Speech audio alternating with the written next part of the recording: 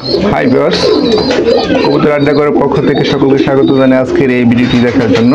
প্রিয় দর্শক, আজকে আলোচনা হচ্ছে কবুতরে যদি পাতলা পায়খানা বা সবুজ পায়খানা হয় সেক্ষেত্রে আপনি কোন মেডিসিন দিবেন। তো আমি যে ওষুধটার নাম বলবো, এটা মাত্র 10 টাকা পাতা, প্রতি ক্যাপসুলের দাম মাত্র 1 টাকা। তো এটা মানুষের ফার্মেসিতে পাবেন। তো এটার নাম হচ্ছে ইমোটিল।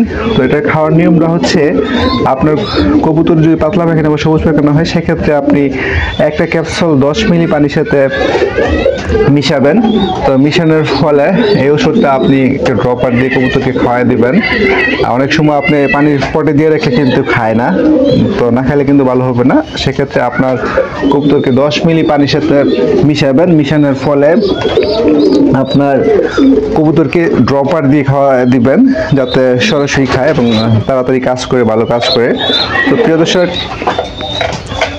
সকালে একটা ক্যাপসুল খাওয়াবেন এবং রাত্রে একটা ক্যাপসুল খাওয়াবেন। আশা করি আপনার 1 থেকে 5 দিন খাওয়াবেন, এভাবে খুব ভালো কাজ করবে।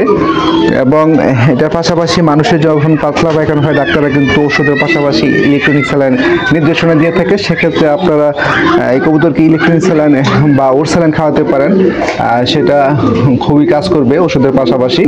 প্রিয় দর্শক, আমার চ্যানেলটা সাবস্ক্রাইব করে রাখবেন নতুন নতুন বিষয়ে ভিডিও পাওয়ার জন্য।